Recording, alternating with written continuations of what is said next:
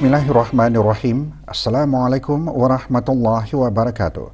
Bersua dalam berita perdana malam ini, saya Syafal Bakrin Haji Suhaili. Dan saya Rafiza Haji Mahmud. Berita-berita utama malam ini.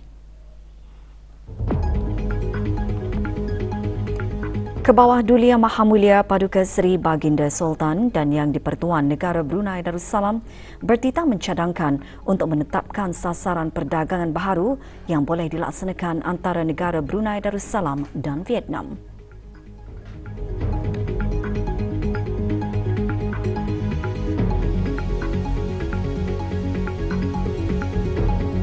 Hari Berkarya Yayasan Sultan Haji Hassanal Bolkiah 2024 menyediakan ruang strategik menyokong pengusaha meluaskan rangkaian pemasaran produk mereka.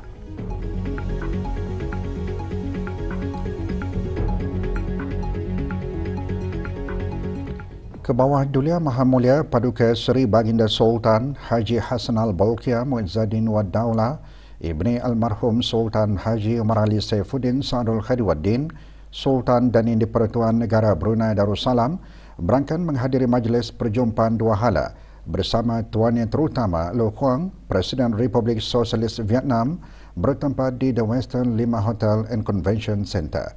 Juga berangkat Duli Yang Teramat Mulia Paduka Seri Pangeran Muda Abdul Matin. Semasa majlis perjumpaan dua hala ini, Kebawah Duli Yang Maha Mulia bertitah menzahirkan rasa gembira atas pertemuan rasmi pertama antara kedua-dua pemimpin dan menyampaikan ucapan tahniah kepada Tuan Yang Terutama atas pelantikannya sebagai Presiden Vietnam baru-baru ini. Baginda juga merakamkan penghargaan atas undangan ke Vietnam dan seterusnya mengalu-alukan untuk terus bekerjasama dalam mempertingkatkan lagi perkongsian komprehensif. Semasa majlis perjumpaan dua hala, Baginda menegaskan bahawa kedua-dua buah negara berkongsi hubungan mesra dan rapan melalui hubungan antara rakyat yang telah lama terjalin. Kerjasama politik terus berkembang dan pelan tindakan akan melakar hala tuju strategik dalam hubungan dua hala. Di samping itu, kerjasama ekonomi juga meningkat dengan baik dan telah melebihi sasaran sebelum ini. Oleh itu, Baginda mencadangkan untuk menetapkan sasaran perdagangan baharu yang boleh dilaksanakan bagi memastikan kesinambungan hubungan yang sangat baik ini.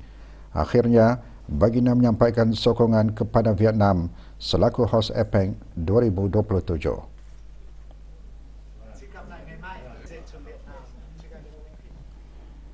Hari Berkarya Yayasan Sultan Haji Hassanal Bolkiah merupakan platform perniagaan bagi mengenalkan produk-produk yang dihasilkan oleh para usahawan berkarya yayasan, iaitu para pengusaha yang dilahirkan melalui program bantuan modal perusahaan atau perniagaan di bawah skim pembiayaan kebajikan yayasan. Inisiatif tersebut selaras dengan salah satu matlamat strategik yayasan, iaitu mendukung pencapaian taraf sara diri dengan membantu meningkatkan tahap sara diri golongan sasar melalui program keusahawanan agar mereka mampu berdikari, meningkatkan potensi diri dan mampu meningkatkan taraf kehidupan keluarga. Petang tadi diadakan majlis pelancaran Hari Berkarya Yayasan 2024 di Kompleks Yayasan Sultan Haji Hassanal Bolkiah, Bandar Seri Begawan. Pelancarannya disempurnakan oleh Yang Berhormat Datuk Seri Setia Awang Haji Nazmi bin Haji Muhammad, Menteri Kebudayaan Belia dan Sukan selaku ahli lembaga pengarah dan pengerusi jawatan kuasa meneliti bantuan-bantuan yayasan. 17 usahawan berkarya yayasan menyertai aktiviti jualan. Sebahagian daripada pendapatan acara disumbangkan kepada Dana Pangeran Muda Mahkota Al-Muhtadi Billah untuk anak-anak yatim. Hari Berkarya Yayasan diadakan sehingga 1 Disember bermula pukul 3 petang hingga 9 malam.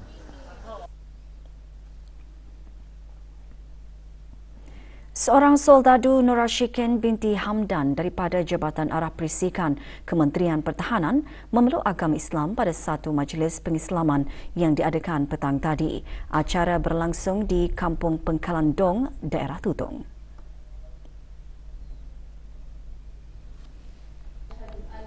Hadir Brigadier Jeneral Udara Datuk Seri Pahlawan Muhammad Sharif bin Datuk Paduka Haji Ibrahim, Pemangku Pemerintah Angkatan Bersenjata Diraja Brunei ABDB.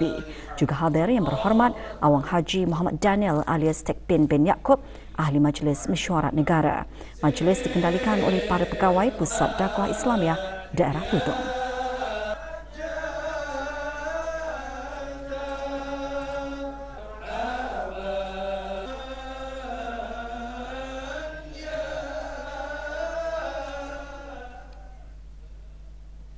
Negara Brunei Darussalam dan Republik Singapura meneroka bidang baharu untuk perkongsian masa depan pendidikan. Ikuti bahan beritanya selepas ini.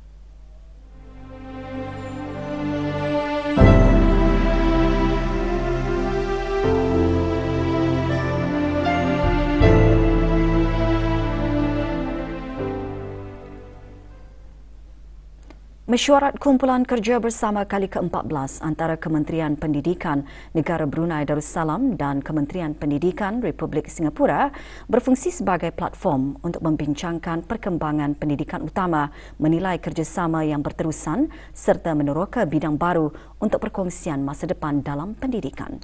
Tahun ini, kedua-dua kementerian mengemas-kini makluman mengenai penjagaan dan pendidikan awal kanak-kanak serta program penempatan dalam pendidikan dan latihan teknikal dan vokasional. Mesyuarat diadakan di sebuah hotel di Bandar Seri Begawan. Mesyuarat dipenguruskan bersama oleh Dr. Syamsiah Zuraini Kancanawati binti Haji Tajuddin, Setiausaha Tetap Pendidikan Teras Kementerian Pendidikan, dan Puan Terutama Lim Wan Yong, Setiausaha Tetap Pendidikan Kementerian Pendidikan Republik Singapura. Turut dibincangkan meningkatkan pertukaran tenaga pengajar dan pelajar serta pengintegrasian STEM dalam kurikulum. Rombongan Kementerian Pendidikan Republik Singapura juga dibawa melawan ke Sekolah Rendah Sultan Hashim Batu Apoy, Temburong. Mewujudkan dan menggubal peraturan lalu lintas adalah pelaksanaan bagi merealisasikan tujuan syariat Islam. Setiap peraturan yang diwujudkan dan digubal oleh pihak kerajaan adalah bertujuan untuk menjaga maslahat orang awam. Perkara tersebut antara yang terkandung dalam khutbah Jumaat hari ini bertajuk Lindungi Diri di Jalan Raya dengan Amalan-Amalan Sunat. Penggubalan dan pelaksanaan peraturan lalu lintas adalah antara usaha menjamin keselamatan manusia dari sudut memelihara jiwa dan harta benda. Agama Islam juga ada mengajarkan doa-doa dan zikir-zikir untuk menjaga keselamatan diri sebagai perlindungan dari segala bahaya dan bala bencana. Selain itu, sebelum keluar rumah, hendaklah dibiasakan membaca surah Al-Fatihah, Ayatul Kursi dan surah Quraisy. Manakala ketika menaiki kenderaan pula, hendaklah dibiasakan membaca doa Subhanalladzi sakhkhara lana hadza وَمَا كُنَّا لَهُ مُقْرِنِينَ وَإِنَّا إِلَى رَبِّنَا لَمُنْقَلِبُونَ. Mudah-mudahan dengan membaca ayat-ayat Al-Quran dan doa-doa tersebut, kita semua akan mendapat keselamatan dan terhindar dari sebarang bahaya dan malapetaka ketika berada di dalam perjalanan. Sempena ulang tahun ke-10 penubuhan Masjid Suri Sri Begawan Raja Pangeran Anak Damin, Kampung Manggis, Madang, pagi tadi diadakan majlis tahlil dan penghargaan di masjid berkenaan. Antara pengisian majlis, bacaan surah Yasin dan doa arwah. Juga diadakan penyampaian sijil penghargaan dan cenderamata disempurnakan oleh Yang Dimuliakan Pihin Orang Kaya Paduka Setia Raja Datuk Paduka Seri Setia Haji Awang Suhaili bin Haji Muhyiddin selaku penasihat takmir masjid berkenaan.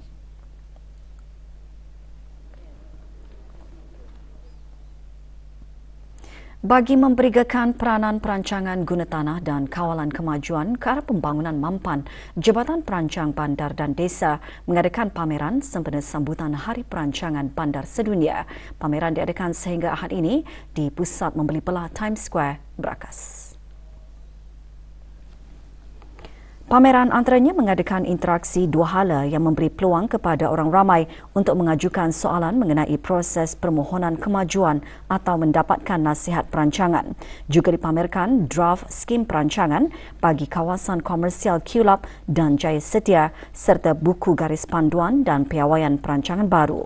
Pameran dibuka pukul 9.30 pagi hingga 9.30 malam. Sesi temuruga dan uji bakan antara tumpuan para pencari kerja tempatan pada hari kedua Jelajah Kerjaya 2024 bagi daerah Brunei dan Mora yang sedang berlangsung di Setiap Point berakas. Setakat ini lebih 2,000 orang mengunjungi jelajah kerjaya berkenaan. Sepanjang jelajah ini, pelbagai aktiviti diadakan termasuk ceramah motivasi, taklimat kerjaya serta forum industri yang melibatkan pakar-pakar. Selain itu, para pengunjung juga berpeluang menyaksikan demonstrasi langsung serta menerima taklimat yang bermanfaat untuk memantapkan persediaan mereka sebelum memasuki alam pekerjaan. My background is in sociology and anthropology, so kan mencari kerja yang itulah most related with my major. Hopefully lepas hantar CV to all those companies, ada kena panggil interview lah. Since I graduated in IT, so I want to expand my experience by going into an IT work. Inshallah, I hope I get a job. Kalau indah pun maybe I ready ke. Seorang daripada 10 orang di negara Brunei Darussalam telah didiagnosis menghidap penyakit diabetes mellitus jenis 2. Kes penyakit ini semakin meningkat kerana pesakit diabetes mempunyai risiko komplikasi yang lebih tinggi seperti kegagalan buah pinggang, menjadi buta dan pengundungan kaki. Untuk membantu para penghidap diabetes jenis 2 ini, Kementerian Kesihatan telah memperkenalkan program Balance yang dapat membantu pihak Kementerian Kesihatan menambah baik kawalan penyakit diabetes dengan memberikan tumpuan kepada perubahan gaya hidup yang sihat dan pengurusan diri sendiri. Program Balance adalah intervensi baru yang boleh didapati melalui aplikasi BruHealth. Melalui program tersebut, peserta boleh memasukkan pelan pemantauan paras gula darah dengan bimbingan jurulatih kesihatan. Program Balance terbuka kepada penghidap diabetes jenis 2 berumur antara 18 dan 70 tahun. Mereka yang berminat boleh mendaftar melalui aplikasi BruHealth. We would hope that the program provides the people with diabetes with the necessary tools that they need to change their behavior in such a way that it helps them improve their diabetes control and hopefully then reduce their risk of developing long-term complications related to diabetes. Program Balance dapat membantu mengawal kesihatan pesakit diabetes tanpa bantuan orang lain. Setiap maklumat pesakit yang ada di BruHIMS, ubat, diagnosis, keputusan makmal, keputusan X-ray, sekarang setiap pesakit boleh mengakses sendiri. Jadi adalah menjadi visi Kementerian Kesihatan untuk memberikan maklumat tersebut itu kepada pesakit. Kenapa? Sebab kita ni mahu pesakit tahu dan faham apakah penyakit mereka. Sempena sambutan Hari Diabetes Sedunia, lampu di Jambatan Sultan Haji Omar Ali Saifuddin dan Jambatan Raja Isteri Pengiran Anak Haji Saleha dinyalakan dengan warna biru. Di negara Brunei Darussalam, penyakit diabetes adalah penyakit kematian keempat tertinggi selepas kanser, penyakit jantung dan penyakit cerebrovaskular. Tahun ini, tema sambutan Hari Diabetes Sedunia, Diabetes dan Kesejahteraan Semua yang menekankan pentingnya penjagaan holistik meliputi kesihatan mental, aktiviti fizikal, pemakanan dan sokongan sosial.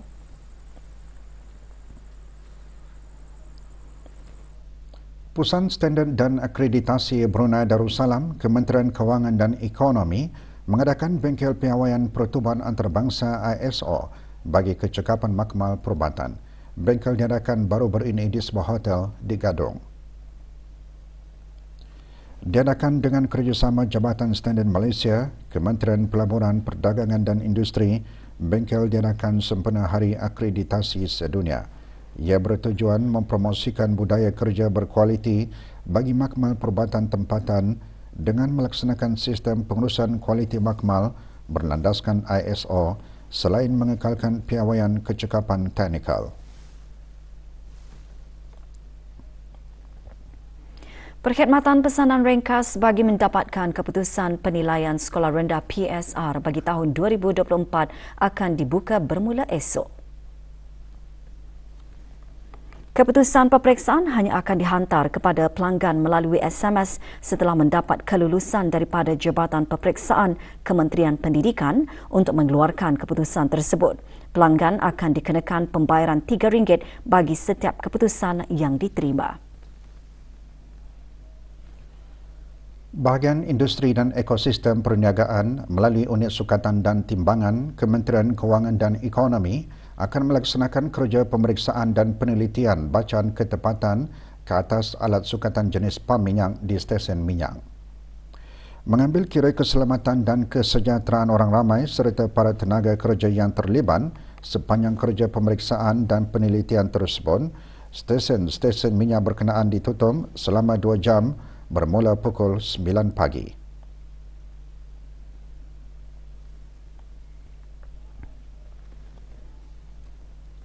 Dua individu dikenakan kompaun oleh Jabatan Alam Sekitar, Taman dan Rekreasi Jestri di bawah Akta Kesalahan Rampaian 2021. Syarif Hidayatullah dan Muhammad Hafi Wai didenda RM100 atas kesalahan membuang puntung rokok di kawasan bangunan komersial Kampung Serusup. Individu berkenaan diberikan tempoh 7 hari dari tarikh kompaun dikeluarkan untuk menjelaskan denda.